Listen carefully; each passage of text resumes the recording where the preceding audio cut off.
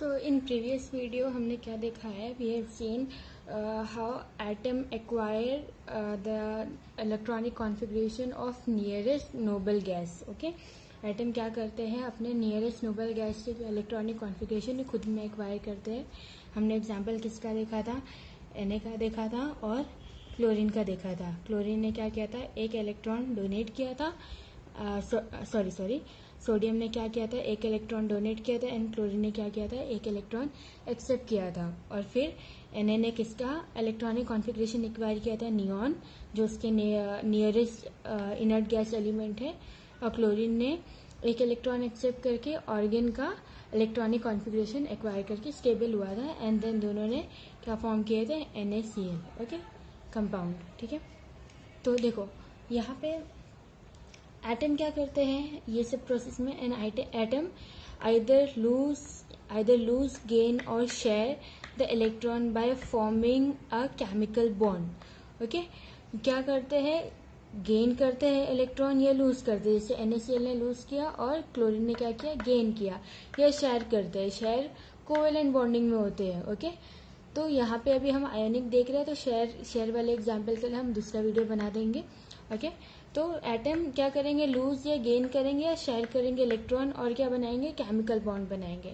अब जब ऐसा होता है कि वो इलेक्ट्रॉन लूज करते हैं या गेन करते हैं या शेयर करते हैं, तो क्या हो जाता है, जो सिस्टम का एनर्जी हो जाता है वो क्या होता है, लो होता है. क्यों, क्योंकि जब NaCl ने क्या किया, इलेक्ट्रॉन लूज किया तो वो क्या हुआ, स्टेबल हुआ.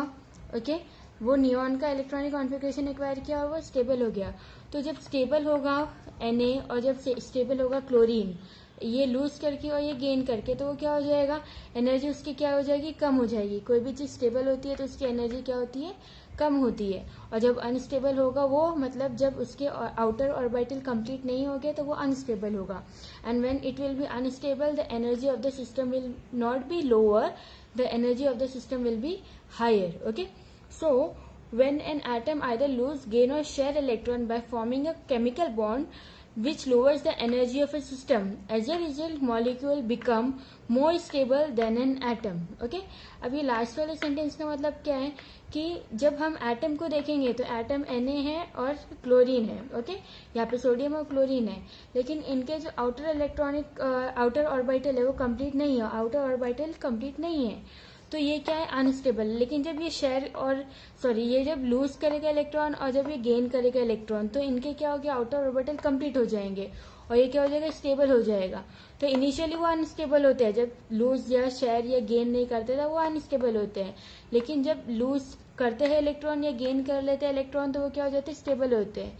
मतलब एटम क्या होता है, अनस्टेबल होता है, और मॉलिक्यूल क्या होता है, स्टेबल होता है. Okay, clear. As a result molecule become more stable, तो ये मॉलिक्यूल ज्यादा स्टेबल हो जाएगा देन एन एटम. एटम से ज्यादा स्टेबल क्या हो जाएगा, मॉलिक्यूल हो जाएगा. ठीक है, केमिकल बॉन्ड, ये एक डेफिनेशन है केमिकल बॉन्ड का. Chemical bond are electrostatic force of attraction which hold atom together in a molecule. Okay, अब देखो केमिकल बॉन्ड होता क्या है, chemical bond are electrostatic force of attraction, ये आपको ध्यान में रखना है. ओके, ये याद रखना है. लेकिन इलेक्ट्रोस्टैटिक फोर्स ऑफ अट्रैक्शन क्या होता है, ठीक है, वो फोर्स जो क्या करेगा, अपोजिटली चार्ज पार्टिकल को क्या करेगा, वो होल्ड करके रखेगा. ओके, अपोजिटली चार्ज पार्टिकल को क्या करेगा, वो होल्ड करके रखेगा. वो फोर्स को हम क्या बोलेंगे, electrostatic force of attraction. For example देखो, हमने पूरा कंसेप्ट नहीं देखा था Na और Cl का, अब यहाँ पे हम वो कंप्लीट करेंगे. ओके, पहले शुरू में मैंने आपको खाली ऑर्बिट्स बताया था ताकि आपका जो बेस है वो रिवाइज हो जाए कि ऑर्बिट्स में कितने इलेक्ट्रॉन होते हैं, इलेक्ट्रॉनिक कॉन्फ़िगरेशन क्या होता है. अब यहाँ पे हम पहले क्या देखेंगे, आयन्स कैसे फॉर्म होते हैं. ओके, आयन्स कैसे फॉर्म होते हैं, क्योंकि हम क्या पढ़े, आयनिक बॉन्ड, उसके लिए आयन्स फॉर्म होना जरूरी है. ओके, तो यहाँ पे देखो हम क्या करेंगे, एग्जाम्पल लेते हैं, NaCl का ही लेते हैं, हम कर चुके हैं वो चीज़.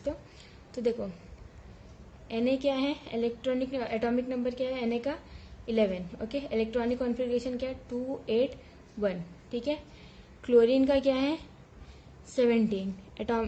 एटॉमिक नंबर 17 है, इलेक्ट्रॉनिक कॉन्फ़िगरेशन क्या है, 2 8 और 7. 10 और ये 7 17, ठीक है।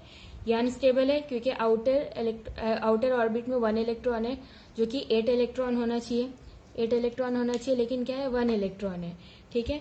यहाँ पे क्लोरीन में 8 इलेक्ट्रॉन होना चाहिए लेकिन 7 है। इसको 8 इलेक्ट्रॉन कंप्लीट होने के लिए 7 इलेक्ट्रॉन चाहिए, ओके। ऑर्बिट कंप्लीट होने के लिए इसे 7 इलेक्ट्रॉन चाहिए। कोई देगा कि 7 नहीं, तो ये क्या करेगा, अपना 1 इलेक्ट्रॉन लूज कर देगा स्टेबल होने के लिए। और इसे 1 इलेक्ट्रॉन चाहिए स्टेबल होने के लिए, सो दूसरे एटम क्या करेंगे, इसको इजीली क्या करेंगे, 1 इलेक्ट्रॉन दे देंगे, ओके। तो देखो स्टेबल होते हैं कैसे होते हैं, Na क्या करेगा, अपना 1 इलेक्ट्रॉन क्या करेगा, लूज कर देगा, ठीक है। 1 इलेक्ट्रॉन क्या किया, लूज कर दिया। और क्लोरीन ने क्या किया, 1 इलेक्ट्रॉन गेन कर लिया, ओके। ये करके ये दोनों स्टेबल हो गए। लेकिन जब Na 1 इलेक्ट्रॉन लूज करेगा तो उस पर +1 चार्ज आएगा, ठीक है। और क्लोरीन जब 1 इलेक्ट्रॉन गेन करेगा उस पर -1 चार्ज आएगा, ठीक है।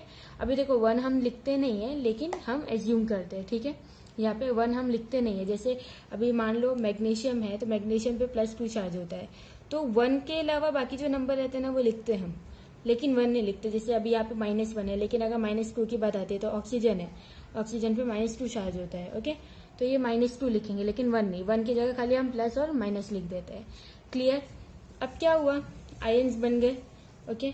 ये इसने इलेक्ट्रॉन इसको डोनेट किया, इसने एक्सेप्ट कर लिया, ठीक है। ये दोनों के पॉजिटिव और नेगेटिव आयन बन गए। अब इन पे कौन सा फोर्स एक्ट करेगा, electrostatic force of attraction in पे एक्ट करेगा, ओके। जब electrostatic force of attraction act करेगा तो ये क्या हो जाएंगे, एक दूसरे से अट्रैक्ट होंगे, ठीक है। एक दूसरे से क्या होंगे, अट्रैक्ट होंगे, एक फील्ड जनरेट होगी इनके अराउंड, ओके। एक दूसरे से ये क्या हो जाएंगे, अट्रैक्ट हो जाएंगे, और ये क्या बना देंगे आपको, NaCl का मॉलिक्यूल, ठीक है, क्लियर। ये क्या बना देंगे, NaCl का मॉलिक्यूल बना देंगे। तो हम डेफिनेशन पे वापस आते हैं। Chemical bond are electrostatic force of attraction which hold atom together in a molecule. मैंने आपको क्या बोली, इलेक्ट्रोस्टैटिक फोर्स ऑफ अट्रैक्शन क्या है।